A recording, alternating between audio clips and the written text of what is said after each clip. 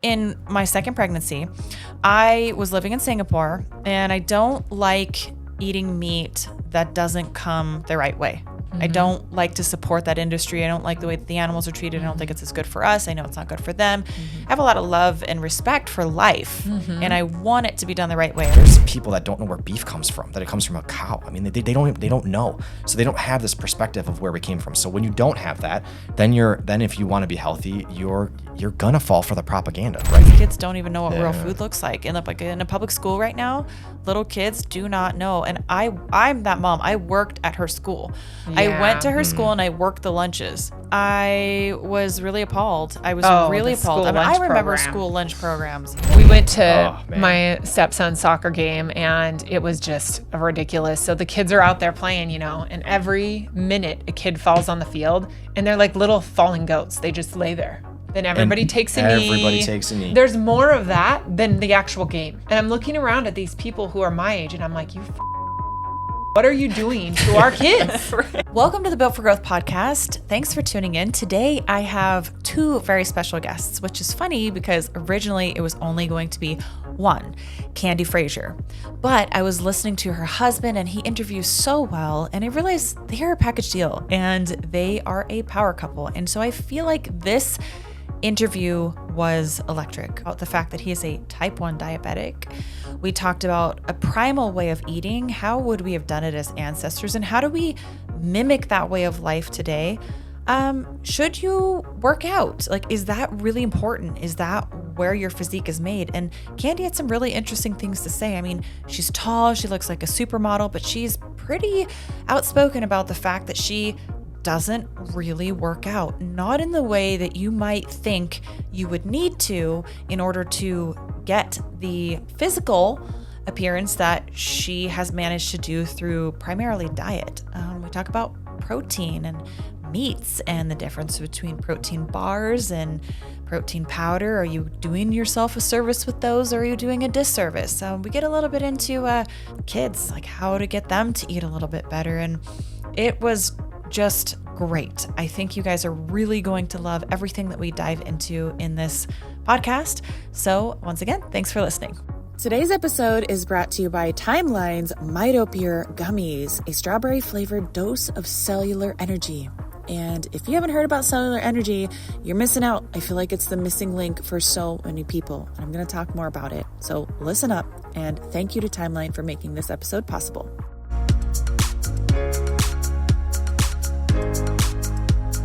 Well, you guys, welcome. Thank you so much for joining me on Built for Growth. I'm excited to have you guys here out in Las Vegas, sunny Las Vegas. We're excited to be here. Yes. So I've got Candi and Tom. You go by Tom, right? Not Thomas? Yeah. Okay, perfect. And I'm just excited to pick your brains today. So originally, I was just going to be you and I, Candi. We were going to sit down and we were going to talk some great stuff. But I just was doing research and I was like, look, this is a dynamic duo. And I was like, Tom, you interview so well and you really bring a lot of great things to the table. And I find it fascinating that you're a type 1 diabetic, and I cannot wait to just dig into that a little bit. I have a couple friends who are type 1 diabetics and I've always been so curious to learn more. We hear a lot about type 2 diabetes because people feel like we can do something about that. But in hearing what you say, I think there's something we can done even for type 1. So I'm going to dive into it. Yes. But before I get that, I want to start with you, Candi. I know I just uncovered to you that I'm also from Washington State. I'm from Tacoma. You're from Forks. So we have a little bit of that in common. Washington girls. Yes. West Coast girls. Yes. And I wanted to give you a chance to just introduce yourself and kind of talk a little bit about your upbringing, what brought you into, the Primal Bod and all that good stuff. Yes. Well, thank you. Yeah, we grew up out in the rainiest part of the country, actually, Forks, Washington. For any Twilight fans, that's where Twilight was, taking place. And my dad is a third generation rancher, and he's a hunting and fishing guide, and he's taken some pretty famous people fishing. He's legendary. I mean, everyone knows who he is. What's his name? So good. Jim Mansfield. Okay. Yeah. So he just is just like it. I don't know how to explain him other than if John Dutton was a real life person, it would be my dad. He just he really is like that. He just is. So that's how we grew up on the ranch. My grandparents lived on our property, and my dad and my great grandma, we grew up really close, and it was a really amazing childhood. We had, grass fed beef, but we also had my dad's elk and venison and salmon. We would go fishing before school in the morning, and we'd catch salmon, come home later that day and have the salmon we caught that day. So we had amazing access to some really good food, but we also ate a lot of crap. We ate a lot of junk. It was the 80s and 90s. So we would come home from school and have, our cup of noodles or, mac and cheese or whatever junky thing was You probably cooked in it the in cupboard. that styrofoam too, didn't you? Oh yeah, in the microwave. Yep. Oh yeah, my all God. day. Does that hurt your heart now to think about? Oh, so bad. Yeah. We had a lot of toxic junk food in our life, and everybody did. It wasn't our parents' fault. Everybody was eating that way. Nobody knew better. Well, and the education then was pushing it really hard. Sugar was getting off scot-free. Salt was being criminalized. Fat was the devil. Yep. So it was like, they're taking this food pyramid and this restructuring. Actually, so funny. I love to go thrift shopping. And so I went to this thrift store and I saw this old book, and it was like, it was like 89 or something. It was when the food pyramid had just like really made its big splash in the 80s. And it was just talking, and I was reading through it and I was like, oh my God. I was like, this is when it happened. This is when it happened. Like, this is my childhood. Like, this is what I was learning in school. Yep. And I wanted to take that book and just throw it away. But I left it on the shelf for someone else to, laugh at, I guess. Yeah. I know. It's crazy we all made it. I mean, I was on a ton of antibiotics as a kid growing up, always sick with things, My glands were always swollen. I had strep throat and my tonsils removed. It was just all the phlegm from all the toxic foods I was eating growing up. So we had, like I said, the grass-fed beef and the venison and the elk. But then, if you wash that down with a Jolt Cola, Well, and as you get more of a taste for that food too, your body starts to just want it because it hijacks your reward system in your brain, right? So even though you have that food that's healthy, it's going to be plain in comparison. And I try to, explain this to the people. Cravings. We handle sugar cravings in my program right away because it's top notch. And I think a lot of people blame it on like food addiction. They say, I've got a food addiction, but I don't really believe in food addictions. I believe that you have a bad gut. That's what it boils down to. You've got microbes in there that are making you crave it. And you're feeding these obesogenic microbes. These microbes actually make you produce extra insulin. Insulin makes you hungry. So you've got this vicious loop of you're hungry because you're hypoglycemic, but then you've got all these bad microbes making you crave sugar, and your body's just hijacked. You're not really yourself. So it is a challenge. Most women have a hard time. They're like, I can't do dieting because I get so hungry and I have all these cravings that just take control of me. But if you handle the gut, a lot of that goes away. And just naturally fermented foods, sauerkraut, naturally fermented. It can't be the store-bought stuff on the shelf. It's got to be naturally fermented. The stuff you make in your kitchen is the best. There's a million YouTube videos on how to do it. But you can buy the stuff in the grocery store that's refrigerated. It has to be refrigerated. If it's on the shelf, it's not naturally fermented. It doesn't contain those live probiotics. Yeah. So it's all, the mind we do to ourselves, thinking, creating this victimization of like, well, I can't do this, I can't do that. It's actually an easy fix. It's just no one really talks about it. No one really brings it to the surface of like, yeah, you got a bad gut. Like, eat some ferments and those sugar cravings will go away. It's as easy as that. Yeah. Hitting a plateau with your workouts, feeling like recovery takes longer than it used to? Yeah, you're not alone. It's called aging. And as a woman in her mid to late 30s, really trying to hold on to that mid, I know it is not about a new training program. I've tried them all. It's deeper, way deeper, because true health starts in your cells. And that is why I love Timeline Mitopure Gummies, a strawberry-flavored dose of cellular energy.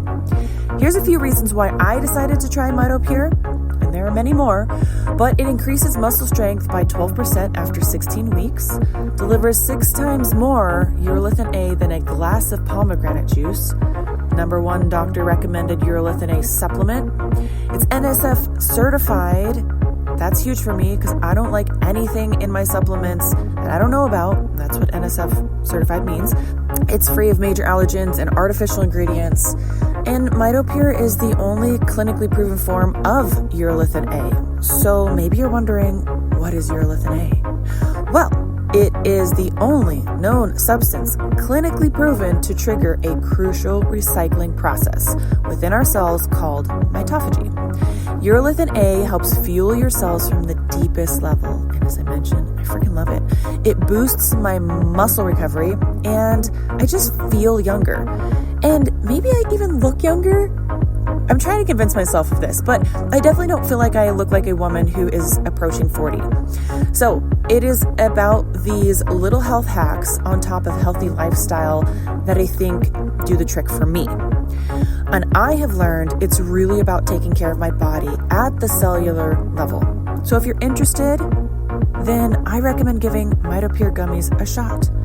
And for my listeners, you get 20% off when you visit timeline.com/Miesha. That's timeline.com/Miesha. So I've made sauerkraut before. I've only done that once and it was delicious. I'm not usually a fan of sauerkraut because I've went to like a I remember actually kind of being traumatized a little bit with sauerkraut because you go to I went to Leavenworth with my parents. We sat down at this German restaurant and my dad's German. And it's like, okay. And it, like the food was disgusting. Like the sauerkraut was not fresh sour. It was like almost warm and it was like, it was just gross. It was not good. And the one that I made at home, I'm like, this is amazing. It's like crunchy. Yes. It was like salty. It's fresh. It was so good. And I still I have ferments at home right now. I make a fermented juice basically. Like I call it fermented fruit water.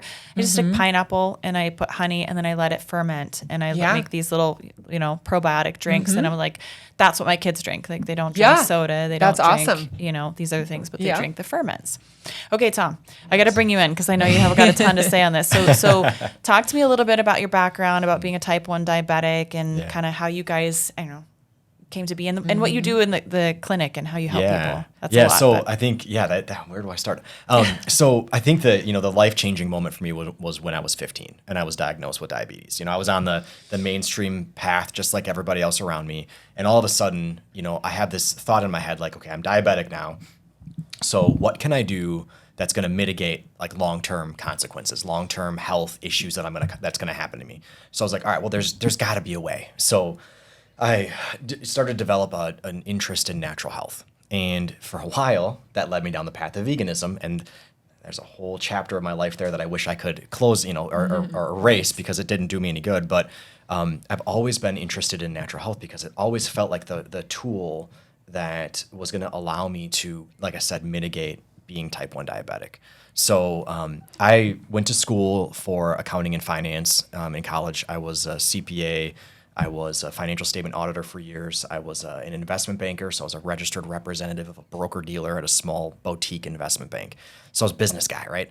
And I watched business around me, and I was just, as I learned more and more about natural stuff, I was so frustrated because I wanted to share it with my coworkers, and I saw them making the terrible decisions, who were the Jolt Colas or of the world. And I just grew too frustrated to stay there. So in 2018, I left, decided to open a natural health clinic called Symmetry Natural Health. Funny enough, this one was the one teaching doctors throughout the country how to do it and how to conduct it. So we met in May of 2018 at the conference to learn the technique, and her and I came. I wasn't teaching it; the chiropractor was. Yeah, but you were part of the organization. Yeah, you were teaching. And you nutrition. were like, "Oh, she's hot." Yeah, huh? and I was like, all right, I got to get to know her. Yeah. So we developed a friendship right away, and we were talking about opening more clinics and how we're going to do this, how we're going to. It started with business, and then one thing led to another, and in October of 2019, we started to see each other romantically, and things moved very fast, which is exactly how I wanted it because I felt like I found a supermodel with a brain, which I was like, this is great. This is like, I couldn't have a better. Jackpot. I was like, how is she interested in me? I couldn't possibly believe that she thought she loved me. I'm like, I can't screw this up. I don't want to screw it up. But things moved really fast, and I knew she loved me when she moved to Wisconsin in the middle of January. That was it. I was like, if I can get her to move to Wisconsin Nothing in the middle says love like moving to Wisconsin in the middle of January. I could only imagine. We returned the rental car, and it was like 5 below zero when I returned it. I will never forget her face as we were moving between cars, and she's just like, oh, it was so cold. Anyway, so we were working at the Natural Health Clinic at the time, and then COVID happened 3 months later. Things went crazy. I ended up having to close that clinic down. a lot of stuff happened. We moved and opened up another one, and saw clients for years. But then we dabbled in a couple other things. So we were trying selling supplements. We were trying to we joined. We an tried MLM. another weight loss company program. Yeah, and nothing clicked. And then in May, or was it May-ish of 2023, she saw an ad to take for a natural health coach to take their business online. And we were in brick and mortar, so we were stuck. We couldn't see that many more people. And me as a business guy, I'm like, I want to scale. I want to help more people. Yeah. And so we found this thing, and we built an online. Well, really, that's not really how it started, though. Tom's the business guy, so he always goes to the business business. side of the story, and that's not how it started. So how it really started was his blood sugar was a Well, I disaster. guess stepping back into So why my we first, started it. yes, the why. They need to know the why. So my first, I'd worked with type 2 diabetics before in my practice back in Washington before I met Tom, but never any type 1s. And I remember watching the movie Steel Magnolias. Have you seen that movie with Julia Roberts? I don't know if I have. Miesha, you gotta watch it. I might you would have. I'm remember not if much you've of a seen it. movie buff, though. So Okay. let me see. So- what is it about? Julia Roberts is a young woman raised in the South. She's gonna have a wedding, but she's type 1 diabetic. Okay, I don't think And I've seen this. It's Okay. very good. You should watch it. It's an oldie but a goodie. Anyways, in the movie, there's this scene where her blood sugar goes really low, and they have to give her orange juice to get it, and she's just shaking. And I was like, oh my gosh, that must be terrifying to live like that. Well, I married Tom, this type 1 diabetic, and I'm like, okay, this is happening to us. And Tom was eating what I was making him, which was a paleo diet. I was telling all my clients to eat paleo, organic paleo, just eat fruits and nuts and, like our ancestors did. Yeah, what is, explain to me paleo really quick. I think I mostly understand it, but it's like just raw so foods? No, or like, not raw. Okay. Just no grains. Okay. But animal-based with fruit and nuts, basically. It's like Honey, milk, dairy. you can do vegetables. You Any can dairy? do honey. Okay. You can do dairy, yes. But you just avoid all the grains. So it sounds like what people call animal-based now. What would be the difference of like animal-based versus paleo? Or are they kind of like similar? I mean, it's pretty much the same thing. Maybe. People did you try eat to be vegetables? cutesies. Did you eat vegetables? Paleo, you can eat vegetables. Okay, so maybe that's a difference. I think animal-based is kind of like fruit, dairy, and like and that's they don't really do. I don't think vegetables are really a part of the picture. Yeah. Okay. Yeah. So we started off together just, he was eating paleo, organic, and his blood sugar was a problem. Now, he was used to it because he had been living with it since he was 15. And how does this happen just at 15, by the way? I mean, had you been type 1 diabetic, or do people like turn all of a sudden there's so many potential triggers. I think, type 2 is really more, you kind of do it to yourself. My grandpa was also type 1 diabetic on my mom's side. So if you look at the Punnett square per the genetic testing, and I was a little bit more likely to get it. But I had a really kind of traumatic year in high school.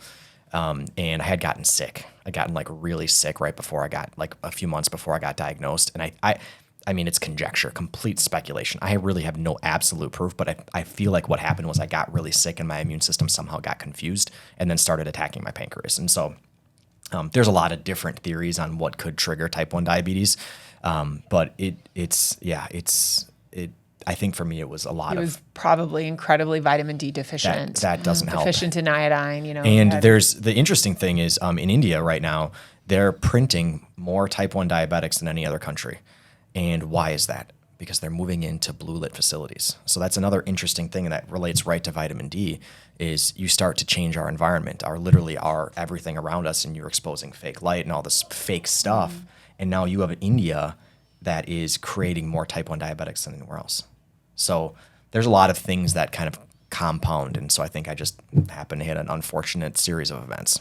Yeah, it's interesting to think about. I would love to, like, in my thoughts and after this podcast, I'm going to dive into that a little bit because I feel like there's a lot to unpack there when you talked about like autoimmune and what happens in the body when things are confused and, going the wrong way and the environment doesn't produce it. It's like, well, you might have been predispositioned, but like what potentially put it over. So that's really interesting. Thank you for sharing that. Okay, so you're dealing with this at home. He's dealing with this. We have, a lot of good moments, but then there's the bad moments. And when the bad moments happen, they're really bad. He goes very low and it's scary. And it's not uncommon for a type 1 diabetic to go low once a week, Yeah. maybe twice a And week. is it because like too much, and forgive my insulin, but my ignorance about insulin and all this stuff when it comes to that, but is it because you over inject insulin and Yeah. like for you miscalculating for what the food is? And it's not always their fault for Yeah. the miscalculating. It can be their pump, because most type 1 diabetics now have Some pumps, kind of pump. a continuous glucose monitor, and then a pump that does Right. insulin. And so it learns you over the course of however long. And if we're on vacation, he's eating off plan, and there's all these changes, it's going to give him bolus insulin. Right. And we go back home from vacation, then we're eating normally again, and then the pump's Too much. overcorrecting. And so, there's a lot of factors to it. Not Yeah. always is it their fault. It's a stressful disease to yeah. manage, but we vowed together to figure it out, and we did just that. And I told him, I said, you need to tell me what to do, because I want to support you. So the basis is insulin is the only thing that's going to cause you to get low blood sugar. Yep. Right. So Which you as a type 1 diabetic do not produce. do not want. Yeah. And like you don't produce exactly. it at all. No, Right. zero. So yeah, if I don't turn my pump on, my blood sugar, even if I don't eat, just naturally rises as glycogen's released into your blood. So if you only get low because you give yourself too much insulin synthetically, through your pump, then what you want to do is, well, if you lower your insulin, you have a less odds of getting low. If you want to lower your insulin, then you have to eat less carbohydrates. And as you Right. eat less carbohydrates, everything just starts to kind of, And so our goal was to lower my insulin to reduce the number of lows. And there's other nuances. That's the interesting thing, is it's not just that simple of lowering your carbohydrates, because there's other factors that are involved. But as we did that, and as I taught her, because like I said, with the nuances, when do you work out, right? Like, so if I eat something, let's just say I had a cup of rice, right? If I have a cup of rice and I take 7 or 8 units of insulin, if I do squats 25 to 30 minutes later, squats, just like, 50 squats, my blood sugar will stop going up, will rise, and it might even come down. Or it'll plateau. Just like that, and then plateau and then come down. If I don't do the squats, it'll keep going. Right. So well-timed exercises is a nuance of diabetes. They don't teach you that. When you're diagnosed, the doctor doesn't go, hey, make sure that before you bolus yourself insulin, that you ask yourself, what am I going to be doing over the next 2 or 3 hours? Because insulin lasts in the blood for about 3 to 4 hours ish. And if you bolus, like if I would bolus myself, let's say 10 units, 12 units for that cup of rice, and then I went on a 3-mile walk, I would be so Way too effing low, much. I'd pass out. Right? It would way too much insulin. Then I'd be reaching for emergency kits, glucagon. I mean, it would be just a nightmare. And it's taken me a long time. So what we did with her and what I taught her over the time period that we had this kind of experiment between us was the nuances, the things that they don't really know about, that the guys that know everything about diabetes, that read all the studies, or, insulin, like, the smart guys in the room, like they don't know that when your stomach is very empty versus when it's at 40%, how much less insulin you need to take. Right. And how exercise is going to hit you and affect you, depending on if you eat just carbs or carbs with protein or carbs with fat, or protein and fat with no carbs. And so some of that nuance is what I was teaching her. And because I'm diabetic, we see exactly what happens to my blood sugar. Like there's no pancreas that you can't measure how much insulin it's secreting. I can see it on my pump, exactly how much I'm putting in. I can watch my blood sugar. So as I showed her that, it was like, oh my gosh, okay, so we do this, we move this lever, we move that lever, and now we can figure out how to, in a non-diabetic person, get insulin controlled in a very sustainable, like healthful way, where you're, because really the truth is the 50 squats, they might be great when you wake up, but if you're going to do the squats and your goal is to lower insulin, wait until 30 minutes after you eat, and you're going to make your insulin more effective and you're going to be more sensitive to it. And then now you're going to lower your insulin throughout the whole day in a non-diabetic person, right? And if that's for somebody that's losing weight, that's a real interesting formula. Yeah. And so it's that we had that realization when we were doing this, like, holy, like what I know. The realization happened when I dropped 13 Yes. pounds in 6 weeks, and I had started to put weight on. And I was like, I don't know what I'm doing here. Like, I'm eating less. I'm doing more intermittent fasting. I was working out. I did the 75 hard challenge. I was doing P90 with Tony Horton every morning, and then Peloton every night, killing myself. And I kept gaining more and more weight, and I was blaming it on maybe perimenopause at 40 years old. That's what I was saying to myself. Well, that's And- what every doctor would have told you right, too. exactly. And I'm Yeah. like, no, like I'm gaining weight. And I was skinny fat. I was thin. Like to look at me, you'd think, oh, she's thin. But I had all this fat. I had terrible lipedema. I had hard pockets of fat on the outside of my thighs and cellulite, horrible cellulite. My ankles would swell up to cankles every night, because along with lipedema comes lymphedema.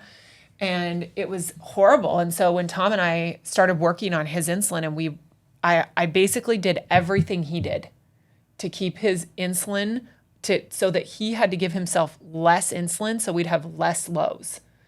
Because anytime you give yourself more insulin, you're prone Increasing to the more odds, lows. Yeah. And so that's what we did. And So you found foods that were low in like the glycemic, food, right? the movement, all of it, the timing, everything came together, and we started living our life every day. And after 6 weeks, I dropped 13 pounds of doing that with him, and I felt better than I had ever in my life, ever. And I went, oh, this is something. And he goes, well, honey, he looks at me and he goes, honey, I told you that insulin's a master fat storing hormone. Like it's Yes, it's a that's storage the only, hormone. Yeah, it's the only hormone that makes you fat. And I'm like, oh my gosh. So I go into my office where I'm working with hundreds of women who all want weight loss, and I've never been able to help them before. I had my stupid weight loss program that was just telling them to eat the paleo diet. This is how bad women want weight loss, and we didn't even realize it. We have an intake form at the natural health clinic that we were running, and it was like, give us your top 3 issues and in the order, and it was like every single one of them was weight loss was number 1. I mean, it felt like people were like they'd be fine losing their left leg as long as they could be thin. Well, and so yeah, and we, I wanted to help them, and Yeah. we thought supplements were the answer. We sold a bunch of supplements, and I thought that was it. I'm an herbalist. I did homeopathy, and I thought, oh, well, I'll just do this, and that's what I was doing in my own body, and it wasn't working. So I started a group with my clients, and I said, okay, you guys can sign up for this group. It's going to be it's basically was my test group, honestly, is what it was. I said, I'm going to teach you what I learned with Tom about insulin, and we're going to call it Sugar-Free Warriors. And that's what we did. And I had 500 people sign up overnight, just like that. And I was like, okay, but let's go. It wasn't just as simple as sugar-free. It was just the moniker that we used at the time. Yeah, it was we the just tactics. called Of it that course. because people Yeah. can't, they don't understand what insulin is. Yeah. Right. We can't post something like regulate your insulin. Everybody's like, that's boring. Right. But Like, what is that? Sugar-Free Warriors is like, yeah, I want to get off sugar, Yeah, yeah. And so I kind of tricked them into You got to use something shiny sometimes. Yeah, to get you do. people, You gotta repackage it. Yeah. Yeah. So I kind of tricked them into learning about their bodies. And so through that group, I was able to kind of teach them what's going on. And they were doing it. And I mean, I was having women come in and they were down 20 pounds, 30 pounds in a month. And nothing worked. And they loved the lifestyle. And I'm like, okay. So I look at Tom and I'm So like, this is a big moment because we had been running a supplement business for like 5 or 10 years, and we couldn't crack the code like at all. We weren't even close. And all of a sudden, we make this switch to like lifestyle and nutrition, and it's women's fat is just melting off. And so that was like the moment we went, okay, we're not doing the right thing. Right. We need to share this, not this. The supplements can help some people. I'm not saying that supplements are completely and useless. I offered nutrition advice, but again, it was paleo. Yeah. Right. Nobody And was losing weight. Right. And you thought you were doing good. And it's not to say that some people who had a very processed food heavy, high inflammation, really bad diet, who make a change and go organic and paleo can't see some difference. They probably will, but they'll hit a point where it doesn't go anymore. They didn't lose any weight. They didn't lose any weight. They had less toxic burden on their body, but they didn't lose any weight. So, they were going from eating cheese curds. Wisconsin's big on cheese curds and, whatever they're eating at home, highly processed, like you said. And now they're eating paleo, but they're not losing any weight. So they get frustrated, and then they fall off and they're like, this isn't helping either. Yeah. So when Tom and I decided we needed to make a shift, instead of trying to help people find supplements for themselves, we decided we're going to do this online coaching program. And honestly, the story goes like this. I don't share this story very often with people, but I wanted to get out of natural health. I had a natural health center in Washington, and then when I moved to Wisconsin, we started that one. Tom had one. And I was at the point where I was like, I'm I feel like I'm burnt out. Like I'm getting these sick people in, and it's out of my scope of practice. And I don't know what, I don't treat, diagnose, cure. I don't do any of this. Like, I'm trying to help them with their diet, and I'm helping them find supplements for their bodies. And it's like, I just was so burnt out because I saw all the disease in the world, and it was bringing me down. And people were coming in with, children who had been severely hurt by vaccines. And, I was having doctors refer people to me, and I'm like, you guys, I can't do this. I'm not a doctor. Like, I can help them with their nutrition, their supplements, but I don't want to do this. And I was so it's burnt heavy out. on you, and you really want to help. Burnout. And I thought, I just can't do this. So one night I laid in bed, and I was like, I'm going to get into real estate, because I also do love real estate. Didn't you do hair before? I was a hairdresser for 17 years. Okay, I think I remember that. And then I got into nutrition, and I'm board certified in nutrition for almost 11 years now. But I was like, I'm going to just get into real estate, and Tom's just going to have to, we're just going to have to do this together, because we work together. There's no separation between him and I. And so I laid in bed one night, and I just prayed about it. And I was like, God, I know I work for you. Just please give me a sign. I don't know what I'm supposed to do. Like, I just want to get out of this and do real estate. I just need a sign that that's the right move. And so I woke up that morning. I'd had a cough because there was fires up in Canada that year, and it was coming into Wisconsin, and we were outside for a bit doing yard work. And so I developed this cough. And so it was 4 a.m, and I go out onto our couch because I didn't want to wake Tom up because I started coughing. And I'm laying on the couch, and I have my phone, and I'm just scrolling Instagram, and this ad pops up with this guy who's got alopecia, no eyebrows, no hair. And he's like, are you a burnout natural health practitioner who really wants to help people, but you don't know how, and you want to work with large groups of people to help them? And I was like, and we had just done the Sugar-Free Warriors. And I was like, yes. And rarely do I click on shit like that. And I was like, yes, tell me more. And he keeps talking, and he's like, I was like you, and da-da-da, and this is what I can do for you. And I'm like, this is so my sign.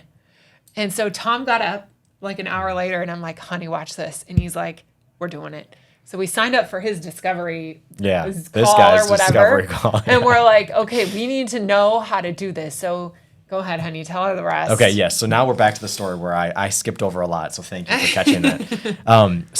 So we are like, oh my gosh, this is perfect, right? We have this interesting, this phenomenon that she created with the Sugar-Free Warriors, and now we just need to be able to get it to the masses. So we do this course, we build this funnel, and we deploy it, launch it in June of 2023. And we had clients signing up, which is great. So now we have this beautiful business, right? This beautiful process where we can help people. We get clients start signing up, and we start getting results that are like incredible. Like, you start hearing the stories of women, and it's unlike any other weight loss program. The thing is the truth is it's not really a weight loss program. It's really a how to get freaking healthy by lowering your insulin program. And we call it weight loss because that's what people want. Right. But anyways, so we start seeing these miraculous transformations, and I'm just like, oh yeah, like, how do we get this to more people? Like, we got to get this out, but how do you do that? We have this like funnel, right? It's just a funnel, but how do you put people on the top of it? So we have hosted conferences before. She has taught at so many conferences, can't even count them. So I'm like, honey, let's do a conference. I don't know, it's something we know. I'm like, we got to try all the tactics here. So I'd been dabbling in cameras and learning cameras for a few years, and we had, 3 cameras or so, nice lenses, all professional stuff, microphones, all that. So we go to, we host a conference in Sun Prairie, and it's primarily clients, like 65, 70 people in it. It's a pretty small room. And I her oldest son, I say, Sean, sit there, hold this camera on her, and do not let her go out of frame. And so he had to sit there for 4 hours doing this. 4 hours. Oh my gosh. Yes, what a that was our dedicated first. Boy. I know he was great. Well, our family principle is a lot of love and high expectations. And so he knew, this is it, man. This is your job. So we do that, and I'm like, okay, so what do you do with the footage, right? Like, what are you doing with it? So we had started an Instagram page called the Primal Bod, and we had about 200 followers, just dinking around trying to get people from our old clinic, like, hey, would you follow this? And we were just so green and such novices. And I watched this YouTube video. I'll never forget it. I watched a YouTube video in November. So we host the conference on November 8th. I watched this YouTube video like on like November 12th or something like that, just sitting down trying to like learn. And it's like, hey, just post a short form content to your Instagram page once a day for 30 days and just see what happens. Now, I had been working with Facebook for a long time with our other clinics. I had gotten up to like 1,500 followers. And I'm like, it's going to be another one of those. But, we're just going to try it. And so I said that to her youngest son, our middle son, Robert, who was about 16 at the time. And he took the footage that Sean had shot, and then he created a couple reels out of it. And we had gone and flown to Turks and Caicos for just a little vacation during Thanksgiving. And we posted a reel, and overnight it got like 10, 15, 20,000 views. And we were like, whoa, this is interesting. And then it got to like 500,000 views. And I was like, whoa. And then they got to like 1 million. And I was like, whoa, I didn't see that coming. Like literally our first reel. And I was like, all right, but a CPA, which means I'm conservative. What was it about? Do you remember? Apples and bananas. And you can still scroll to the bottom of our feed and it's still there. It's 1.8 million The selective views. breeding. The selective breeding. The apples and Okay. bananas. It really just pissed off all the vegans. Yeah. So because we basically, apples and bananas are nothing like they used to be. If humans came Comments were around, wild. 200, 300,000 years ago, the apples and bananas that we know today have only been here for like 5,000 or 10,000 years. So They're totally genetically modified. They're sugar selectively bombs. bred. They are absolute sugar bombs now that our DNA doesn't understand or doesn't read or interpret in the same. The barcode's skewed, right? It's just different. So we post this reel and we get all these views, and I'm like, all right, cool, but is this repeatable? So we post another one. It happens again. And I'm like, all right. Were we talking about carrots that time? I've seen your video on carrots. Yeah, that's the more recent conference. This is That the older pissed a lot of conference. people off. Yeah, Yeah. that one was nuts. We know the formula, I guess. But we posted, and over the next 6 months, we grew 100,000 followers a month, every month.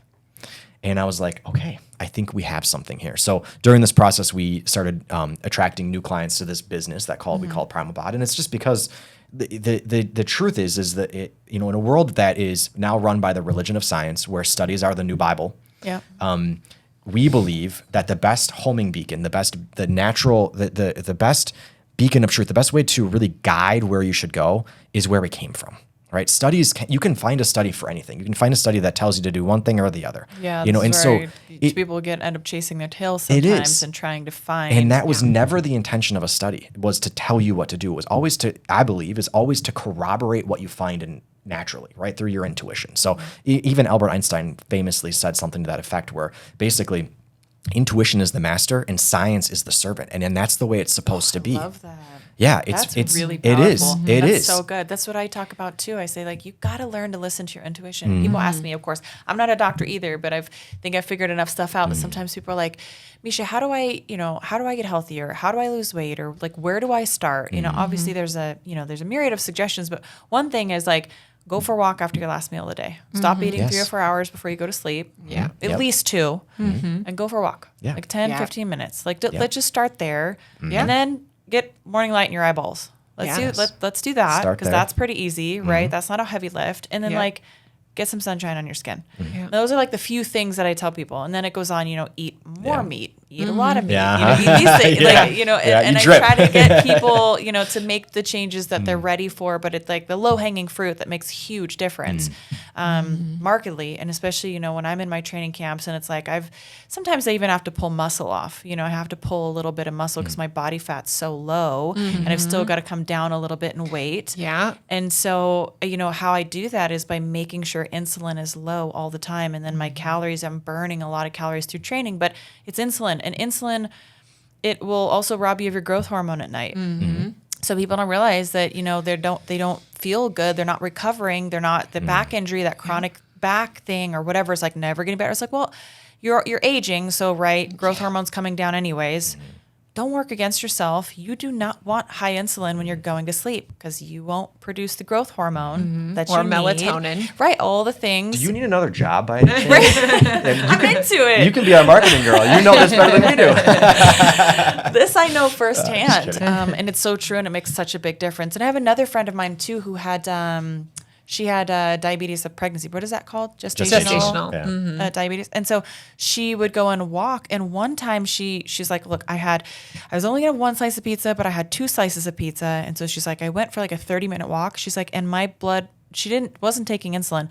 She's like, my blood sugar went so low because of the walk that it actually, like it was too low. Like I kind of got dizzy. And it's so powerful how just a little bit of movement, as you're talking about, movement can really activates affect insulin that. big time. Okay, you two were both vegans at one point. Hold on, We're going there. We gotta go there a little bit because I want to hear about this. I regret this, but in my second pregnancy, I was living in Singapore, and I don't like eating meat that doesn't come the right way. I don't like to support that industry. I don't like the way that the animals are treated. I don't think it's as good for us. I know it's not good for them. I have a lot of love and respect for life, and I want it to be done the right way. I want them on a ranch. I want cows to be grass-fed. I want them to be able to range. I want them to have a great life up until thank you so much for everything that you're doing to provide for my family. See you on the other side. I want them to have a great life. So living in Singapore, it just wasn't possible. It was terrible. I hate when you see the videos of things, the way that they're raised in China and the pig farms. And, and so I got a little bit disgusted by it when I was pregnant, and I just said, you know what? I don't think I need to eat as much meat. I don't think I need to eat very much. I'm going to try going a bit more vegetarian for this pregnancy. My first pregnancy, I was not a heavy meat eater. Most of my life, not a heavy meat eater. It's not something I wouldn't sit down and order a steak. I would more of if we're going out to an Italian restaurant, I'm getting pasta. And it would be chicken pasta or chicken Alfredo or something, Anyways, my second pregnancy, I didn't eat that much meat, and I had sugar cravings. And I didn't have that in my first pregnancy. And then I realized, there's also this, correlations fair. If you don't have enough protein, then you will more likely have more sugar cravings too. It's like an energy thing, I guess, or whatnot. So I had zero cravings in my first pregnancy, although it wasn't a heavy meat diet, but I ate meat. Second pregnancy, I barely ate meat, and I had a lot of cravings, and I ate more sugar, and it was interesting. And then I moved back, and I was like, I'm done with that. I'm definitely not doing that. So it was this little stint that I did. And then I was curious about it, and I said, why, was that? Why did I feel like that? And why was such a big difference between the two pregnancies? I'm like, the only thing I really did different was I didn't eat a lot of meat. And I kind of went down the rabbit hole, and then that kind of kicked off my curiosity about meat and how much we should or shouldn't eat it. And that kind of sent me down this rabbit hole. Okay, so talk to me about your guys' journey, because I think a lot of people feel like the vegans kind of collect people who are coming over from not necessarily being healthy or they don't feel good and they want to get healthy, and all of a sudden they think, well, vegans must be healthy. And veganism must be healthy because we all learn that plants, that's what we're taught, are healthy. I think plants are a fallback food. That's how I look at them. And I've read a book about how we potentially came from apes and, potentially became humans. Now, that's debatable. I don't know if that's the truth or not, but I always like to look at both sides. Either way, vegetables were fallback food. We would always prioritize meats and fruits, and these things were designed to do that. But vegetables and tubers and things like that, we would have eaten if we had to. And it's, God bless, thank you that we could do it, but we would never prioritize it in a situation where we had choice between eating meat and eating vegetables. That's how I look at it. That's just my own intuition, right? Common sense. So then I started to think about it again, and I'm like, well, how nutritious are these vegetables? And I was like, well, if I had a pound of and bell peppers are a fruit, by the way. So are tomatoes. And this is so annoying that in my sons and daughters, preschool and kindergarten books, that they put those as vegetables. I'm like, wait, count the vegetables. I'm like, tomatoes are not vegetables. Anyways, okay, I digress. So, I'm sitting back and I'm like, well, if I had a pound of kale and a pound of beef, which one has more good stuff? And I'm like, well, yeah, it's pretty clear, the beef. You start to lay it down, and you're like, okay, well, that makes sense. And then you kind of get into it, and there's the anti-nutrients and all the things that can come in vegetables. So how long did it take you guys to figure that out, and why so long, and why did you even go vegan? Yeah, that's really a great question. So I think I started for a lot of the same reasons you did. I watched Meet Your Meat. That was the documentary back when I was in my 20s that was horrific. You saw, and I grew up at one with nature where my dad's a hunting and fishing guide. We grew up petting our cows before slaughter. They were our pets. Yeah. And so we humanely were in touch with nature so intimately. And so when I watched the videos and I thought, oh, this is like terrible. I can't support this anymore, you know? Yeah, same. And so I started eating vegan, started researching it, read the China study, you know. What's the China study? It's Thomas Campbell's take on what happens to cells when you eat meat, like how you basically, if you don't eat meat, you won't get cancer. That was kind of like the high level summary of the book, but he cherry picked data. Proof back in the day when, it's nonsense, but it's what hooked me at my little 26-year-old brain. And so I started vegan, and I would do veganism for about a year, and then my health would completely tank. And so I'd have to start eating meat again. So I would eat some meat, and then I'd go back to veganism. And it was just this cycle of abuse to my body. And I always thought like, oh, I'm going to be a skinny vegan, right? Oh, the other one's Skinny book, Skinny. Yeah. Are you familiar with that book? No. It's red and white. It was older back in, when was that? In the 90s? Was that the early anti-meat 2000s, too then? Anti-meat. Yeah. Yeah, they were two girls who wrote about being vegans, and so I read that book, and I was like, this vegan diet's going to make me healthy. It's going to make me thin and healthy. Yep. And it just completely robbed me of my health. It did the exact opposite. So I played around with it for 7 years off and on. And I'd go long periods, a year on and a few months off, and then I'd go another year on. And Tom and I actually were doing it right around the same time. We didn't even know. Coincidentally. But he was doing the vegan thing too.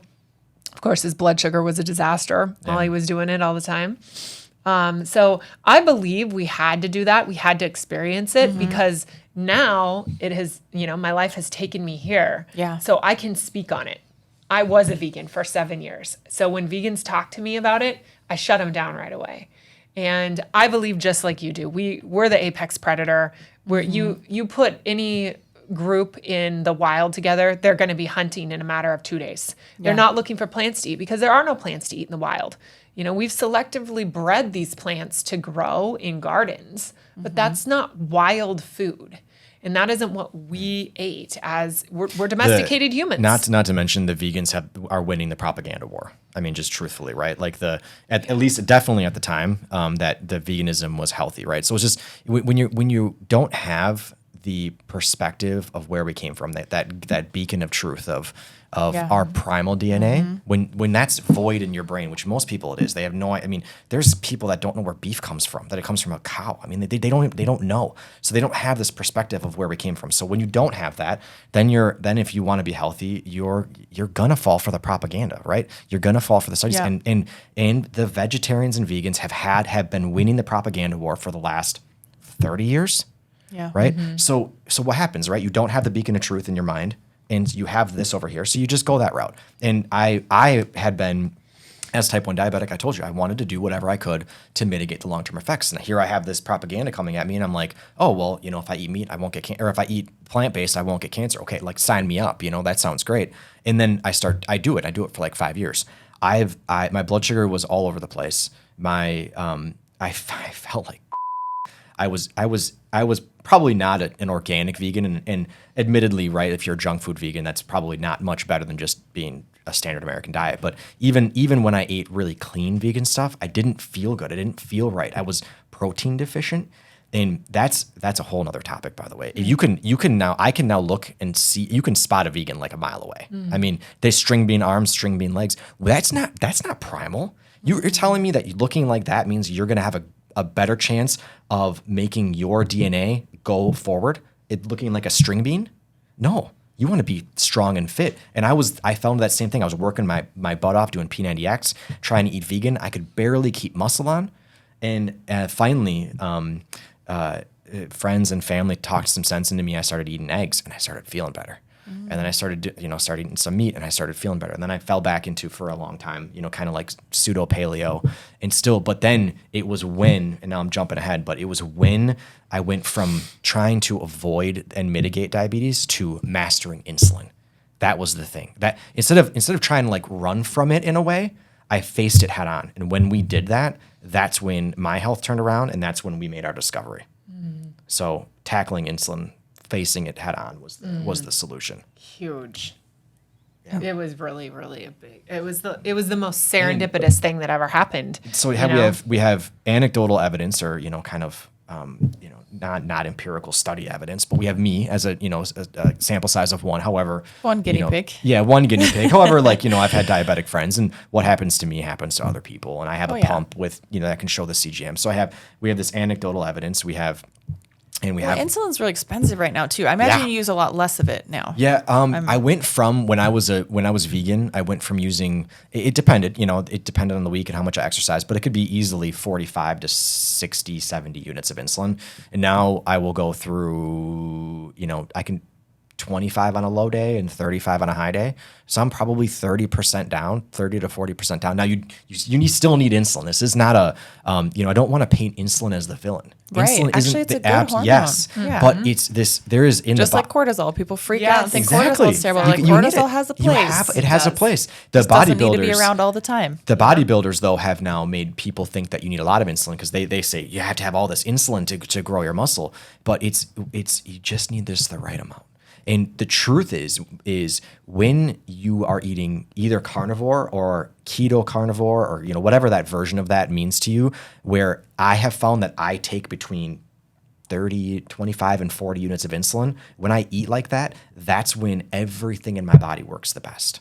And it's that information, that knowledge that we now teach our girls, and that's carnivore does that because meat does break down to glucose through gluconeogenesis, and so it's all about that proper range of insulin, not too much, not too little. There's a sweet spot. We call it the Goldilocks zone in my program. But the deal is, Miesha, like you said, insulin's a good hormone. If it drops too low, you're going to slow your thyroid function down. You're going to slow your metabolic rate down. Your body thinks there's a famine, thinks you're starving, so it's going to preserve itself because your body can fuel itself. It fuels itself on its own through your glycogen, through your muscle, through your fat stores. So if it gets a hint that you're going through a famine in any way because you're under eating, you're running your glucose too low, you're running your glycogen too low, you're up shit's creek. Your thyroid function is going to slow way down. Your hair is going to fall out. And this is what happens to girls on the keto diet. Their hair falls out. They get low thyroid. And the key distinction there being, when you eat keto, the goal is to run on ketones. So people that eat keto diet are high fat. And I don't know where they all fall on protein, but small to moderate portions of protein. But that does result in what we have anecdotally seen, right? Again, the studies, they have all these studies that, you can eat all this fat and you're going to be totally fine. Study people, right? But then when you really go and do it, what you see is when there's a bunch of women in a group that eat too little and they have too little insulin, you see those problems, the hair falling out. So it's not just as simple as just doing keto. You got to know what you're doing. You got to know what to look for to make sure that your insulin's in the right range. You don't want to eat freaking high fat everything. You can't fuel yourself with just fat. Certain parts of your body need glucose. Yeah. You got to do both at the same time. Glucose and ketones at the same time. But there's a specific range that lines up perfectly with your metabolic rate. And that's what I teach women how to get there. When you say glucose and ketones, you were talking about protein turning into glucose. Is that what you're talking about, getting your source of glucose from protein? So like having meats that have okay, so give me some, what would it look like? What would a day in a client's diet look like? Or what are some tips for people that are like, hey, I think I just want to try to eat more meat. Yeah. We're going ribeyes. We're going. Right. We're going. We're not going ribeyes. Okay, we're not going ribeyes. Okay, we're going. So I bring everybody back to my frame, which is like what did our ancestors eat, right? Growing up in Tacoma, the whole Pacific Northwest is full of tribal lands. There's so many tribes. Seattle was a tribe before it was, Chief Seattle himself. That's what Seattle's named after. So those natives out there ate primally. They ate salmon. They ate, the fattiest thing they ate was the whale blubber, but that was used as a condiment. They did a lot more with the whale blubber. They weren't just sitting around eating massive amounts of whale blubber. And anybody knows that when you eat too much fat, what happens? You feel nauseous. You get really full. Oh yeah. Right. And you can't run on just straight fat. Your body will tear away at all your muscle. You get acid reflux too. Yeah. Too So much. wild meat tends to be more lean. Most of it's lean. Most of it's lean. Yeah. There is fat on it, and we are meant to eat fat, but in the right amounts. So now people are eating these big corn-fed ribeyes, from beef that's been in the modern slaughterhouse. the cave And photos. Feedlots. And Yeah. yeah, and they're just fed a bunch of corn and soy. They have this yucky omega-6 fat on their body. People are just eating that and sticks of butter, and they think, oh, I'm just going to burn all the fat and lose all the weight. And that's not what happens. You know, we have a thing where we call the ribeye effect because Tom's blood sugar. Yeah. Well, so this is part of the nuance, right? Is I've done this several times in my life, and I've learned from it. When you eat high fat foods, if you have protein with them or carbs, fat locks your basically it slows the absorption of everything. So it locks your blood sugar in. So if I eat, let's just say I eat a tenderloin, like an 8-ounce tenderloin, my blood sugar will go up. I probably take 3 or 4 units of insulin. If I move at all, if I work out after, I'll maybe take 2 or 3 units, and I'll stay. You know, I'll be at 100 maybe, and then I'll go up to maybe 130, 140. It'll plateau, and then it'll come back down, stabilize. It won't drop like a rock. It'll be nice and easy going. If I have is a tenderloin is like pretty lean. pretty lean. pretty Yeah. lean, pretty Okay. lean, right? Pretty like lean, but not as lean psycho as a fillet. Yeah. So Okay. yeah, ish, but right around there. I mean, but compared to a ribeye, where you know a ribeye is a really, really like let's say it's a especially fatty cut of ribeye. What'll happen is let's say I eat the same 8 ounces. Now that protein will break down to glucose just the same way, but I'll have all that fat in my blood, way more fat. And my blood sugar can keep going up and up and up. And I can keep on taking more and more insulin. I've had times where I've taken, you know, after ribeye, I've taken 10, 15 units, 10 to 12 hours later, and it still won't come down. Wow. It's the weirdest, it is a phenomenon. And it's repeatable. And look, and the interesting thing is it's not linear. So you think, okay, well, if at 4 ounces of a ribeye, let's say you have to take 5 units after 10 hours. At 8 ounces of ribeye, it's like 15 ounces. If you eat a 16-ounce ribeye, it could be 40 units that you need. I mean, I might be a little exaggerating, but Right. the point is it's not this linear effect. As your stomach gets more and more full, you become less and less insulin sensitive. The fat becomes more and more of a problem, and it just locks your blood sugar in. This has happened to me about 3 times in my life where it's gotten dangerous for me.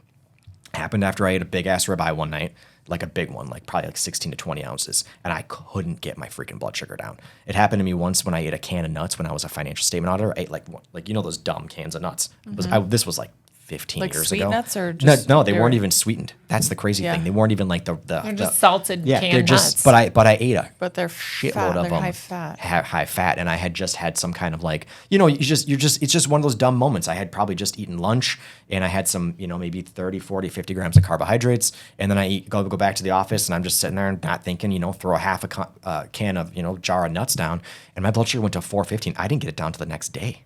It took that long to get it down. I probably took, I mean, look, it's been 15 years, but I probably took 5-6 times the amount of insulin that I would have taken if I'd have just had the carbohydrates. And it happened to me another time when I was in college. I had like 3 brats and I was drinking some beers. You know, I was joining a fraternity, hanging out with the guys. Had few beers. The beers, you know, throw your blood sugar up because they got about 10, 15, maybe 20 grams of carbs in each one. And then I had like 3 brats. I was like, oh, I just had a few beers and some brats. I'm going to take like 3 units. I'll be fine because it's mostly meat. Didn't really think about the fact that the carbohydrates from their beer tested like 2 hours later. I was like 450. It's like, holy I took like 10 units, and I still, after like 5 hours, I was still at like 400. So it was the fat from the The broth? fat, when you pair fat, high amounts of fat with carbohydrates or even protein that breaks down to glucose in the blood, the metabolic effect is so much different, and it's hard to completely isolate. I'll tell you, you know, it's not like I can predict and I can say, you know, just it's 1.5 this or 1.8 that or 3.6 that. There's so many other variables. Are you Right. moving? How hungry were you? How hungry are you now? Are you, there's other factors. But generally speaking, big picture, fat is like, I have learned to be extremely cautious when I'm eating fat. Do not pair fat with a ton of carbohydrates because you will produce. Because the thing is if it takes me 3, 4, 5, 6 times more insulin because I ate the fat with the carbs, that doesn't mean that your pancreas also doesn't need 3, 4, 5, 6 times as much insulin for you too. It's the same thing. I just see it in my blood sugar because I'm the perfect lab rat. That's The only difference is his insulin is outside of his body. I take synthetic That's insulin. It's outside of his body. Ours is inside, but it's doing the same thing, if not more. Your pancreas Have is you secreting worn more. a continuous glucose. and tested it? Nope, because A CGM on a non-diabetic is almost useless, especially for the purposes of weight loss, because your pancreas is going to secrete insulin. Oh, yeah. Right? Your pancreas secretes insulin. So this happens to us all the time. They join these discovery Zooms, which we do just to talk to people. And they're like, well, I ate an apple and my CGM, didn't read it, so I don't think I have a problem with insulin. It's like, you can eat a ton of carbohydrates and not show anything on your CGM, and you're still living at the mercy of insulin. Your pancreas is still putting out insulin when it does. And you're still sensitive to insulin. And sensitive enough. You might not be the right kind of sensitive, but you're sensitive enough. And as you start losing your sensitivity, you'll start producing a lot more. And the way you lose your sensitivity is from too much insulin for too long. It wears the receptor down. And then you're in insulin resistance, which is then type 2 diabetes down the road. So it's what everybody in America is facing right now. So when a non-diabetic wears a continuous glucose monitor and they see that they eat a bowl of oatmeal or something like that should spike it, but it doesn't really move it that much, means that they are producing insulin and responding to the insulin well enough to maintain their blood sugar where it's not spiking on the CGM, but there still could be producing a ton of insulin. They're still producing way more insulin than our ancestors would have. Right. And way more than that's needed, which eventually does what you just said, can wear down the system in itself. Yeah.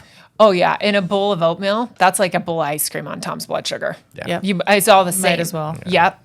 It does the same thing. So people think they're eating the healthy food, right? And it's just destroying their blood sugar, making them massively produce insulin. And then their receptors wear out eventually. I'm really mind blown about the fat thing, because I have always thought that, obviously, if you know anything about nutrition, like high fat, high carb is not a good combination, right? It's just like for weight loss or anything like that, it's not good. But to actually boil it down to a way that's measurable and kind of that's very interesting information that you had there, because, for example, I think it's very difficult to get children on a meat only diet. That's a really tough thing to do right now.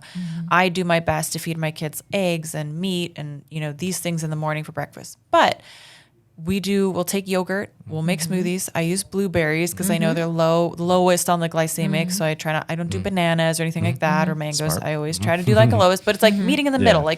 Other kids are getting milkshakes. Other kids are getting, these things. And some of my kids are like, why can't I? I'm like, let's go home and we'll meet in the middle. We'll make a blueberry, we'll take unsweetened and we'll use honey. We'll make it our own way.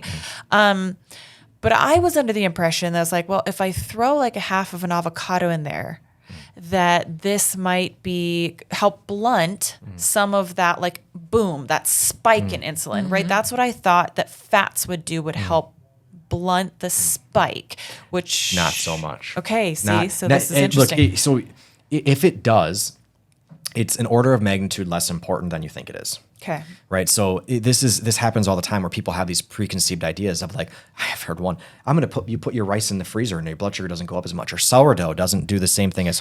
Yes. These are starch resistance. People say that makes it starch resistant. What everybody's doing is they're all just so excited that they found something that makes something 3% better. And if it's 3% better, now I can have it. This is great, right? It's 3% better, and then everybody, it's just but they don't know it's 3% better. They just think, it's just better. And now they just do it. And now they have this, I can do that because it's better on your glycemic index. And so they have their excuse. Right. But it's not really better. But it's not really better. I mean, in a measurable, right? So, so there's no such thing as a free lunch, right? That's my favorite science teacher quote from freaking middle school. There's no such thing as a free lunch. So let's just say you blunt the spike and it happens. Instead of it taking 20 minutes, it takes 30 minutes to enter the bloodstream. That you might have blunted slightly the glycemic index. You haven't changed the glycemic load. And in fact, you might have made the glycemic load worse with the fat. Longer. Or yes, because now if you bring the fat into the bloodstream, you're going to need more insulin to get the blood sugar down. So you might and now I also don't want this to be people listening and go, well, I can't let my kids have avocado with blueberries. That's the wrong thing to worry about. What I'm talking about is there's just the nuance of how your blood sugar works.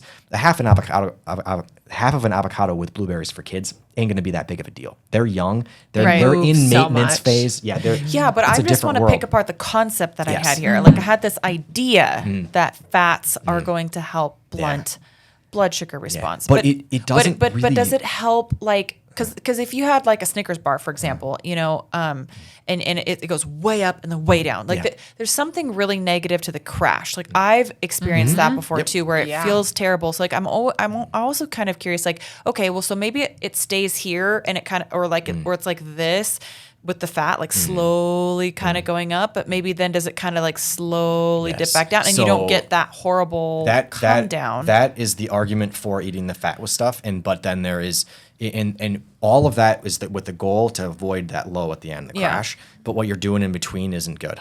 Like what you're doing in between that has nothing to do with getting low blood sugar later on is it creates a longer term problem.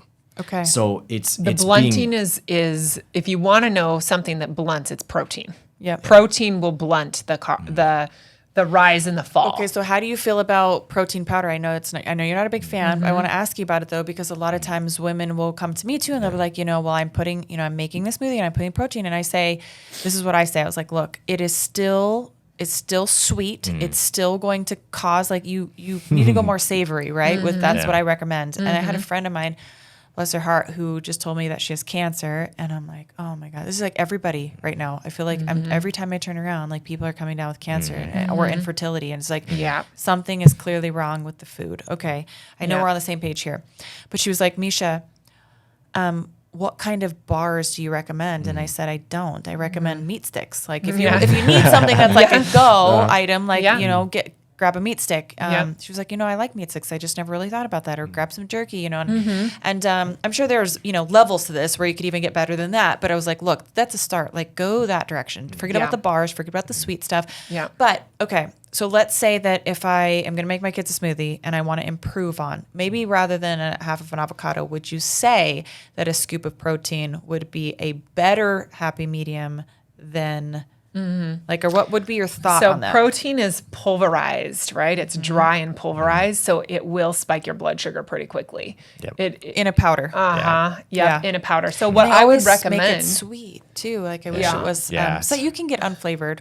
Yeah. I would recommend throwing in a couple soft-boiled eggs and blend them up in there. It'll make it thick, almost like an ice cream. Yeah. But I would recommend doing that because that's going to be way better for them. I love that. You could also just have them eat a couple hard-boiled eggs. Kids love hard-boiled eggs. I don't know if you make them, but my kids love them. I think my son only likes the whites. He won't do the yolk. Yeah. He doesn't like the yolk. I think the biggest answer to that is, did our ancestors have a blender? Yeah. No, you're totally right. You know, but I'm not again. And you're right, and I don't love it either. But you know, I mean, I'm sure you guys know, because your kids are not that much older than mine, that it's just impossible to not meet them in the middle on some of these things. Like, unless they're really hungry. You know, like starve your children, you'll get them to follow a diet. Yeah. Try to sell that one, you guys. But you know, I believe that if you're not hungry for meat, you're not really hungry. Yeah. I contemplate this too. It's just we don't keep any of that stuff in our house.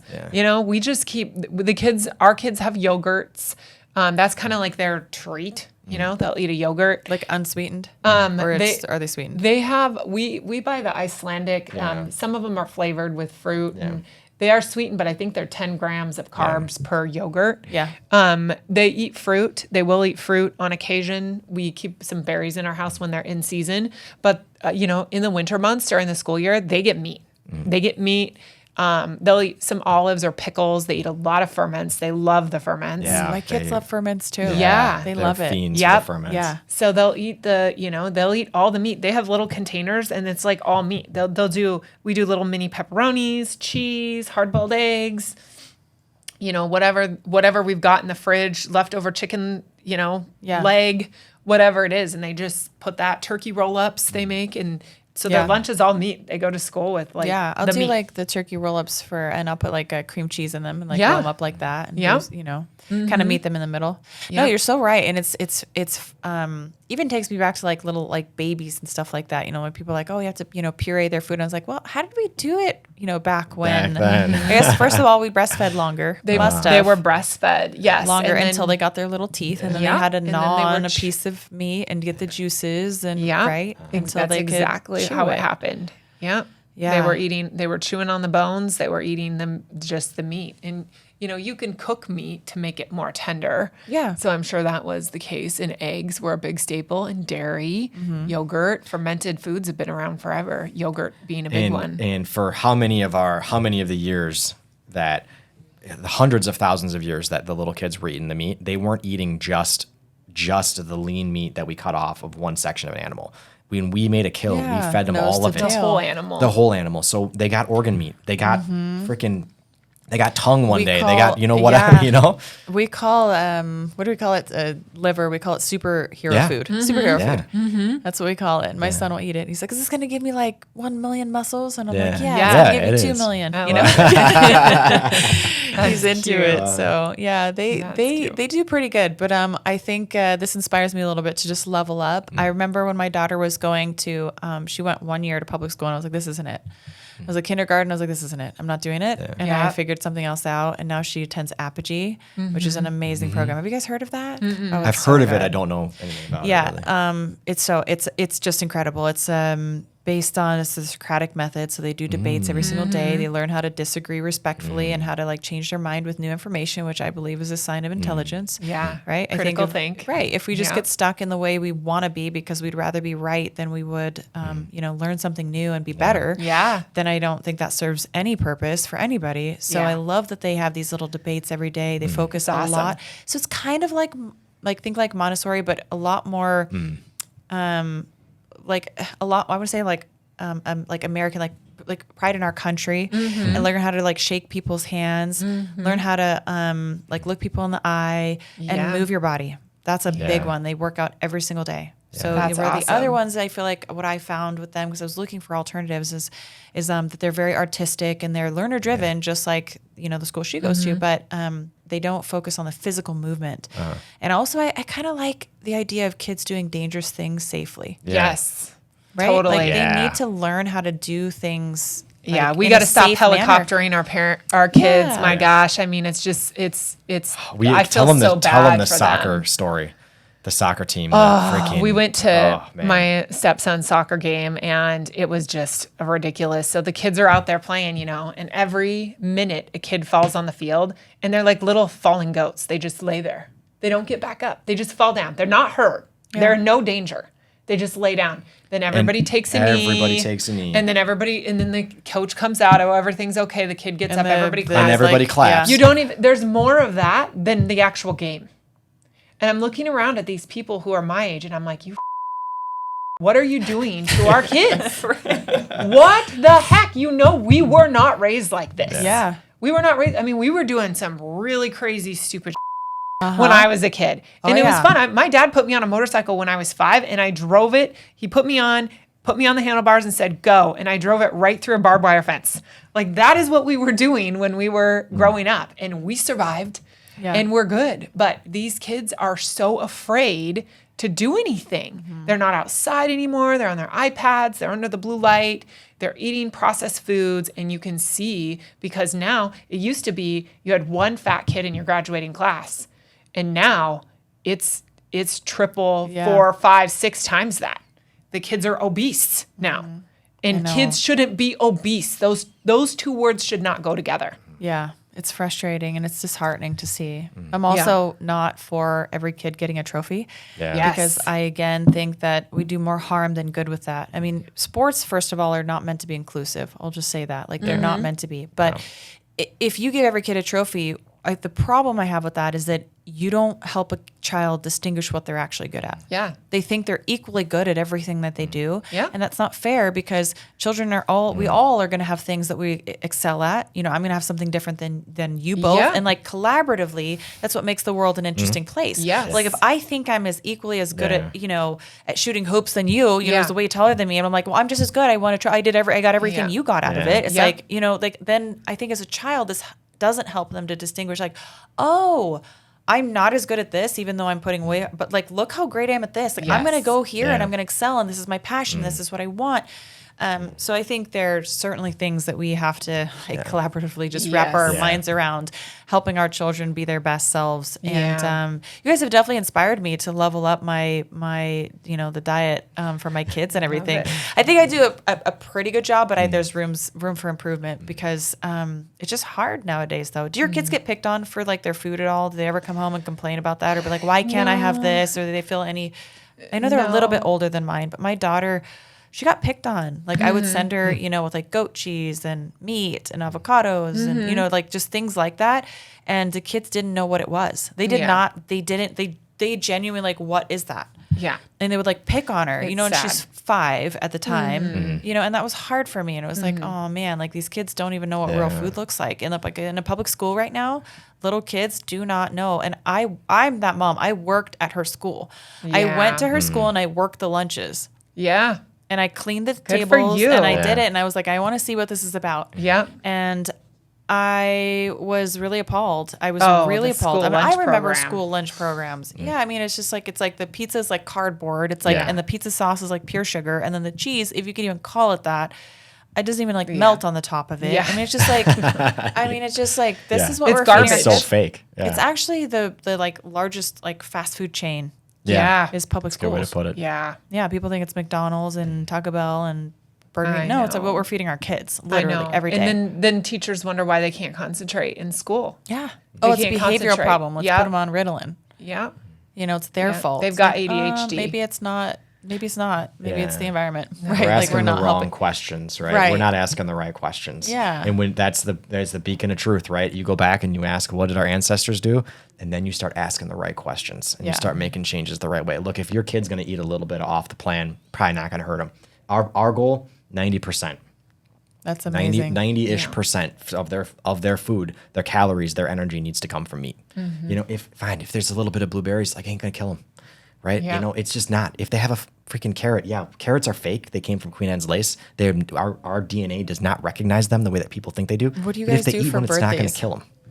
Birthdays. Well, we let them have, Yeah. we'll let them have, if they go to a birthday where they can have like, the cake, but it's Okay, so thank God. rare. Because I was like, I think I'm going to win this battle. Yeah. It's so rare that, Yeah. that happens, and we just teach them when they feel sick.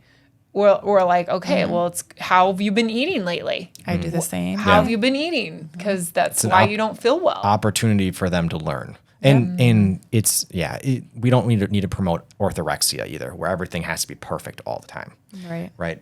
Especially when you're a kid or in maintenance what's sad phase. is that now people will label that. I'm sure there's people that are going to watch this podcast and go, "Oh, you're going to just deprive your children." Our ancestors didn't feel deprived at all, and you know what they ate? Meat, because all that produce wasn't around. It just wasn't around, and the reason it is because of alcohol. All these selectively bred plants were grown to produce more sugar so they could make booze out of it. That's what the truth is. And then, slowly they had to feed the peasants. The peasants got to eat the scraps and the bread and the peasant food. And then Yeah, that's always been poor people food. yeah, it is. The The depression food, the food that was popular in the Great Depression, processed high starch Well, food. it still is. It's the cheapest thing. Yep. Like top ramens are the cheapest. And that's so sad. It's very sad that people who just don't have as much resources to funds are getting the worst end of it. It's just terrible.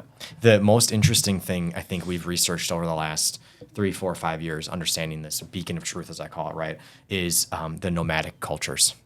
The nomads, right? Like there were the farmers, there were the ranchers, and then there were the nomads. And the nomads were the ones that were, they moved around. They ate pretty much entirely meat.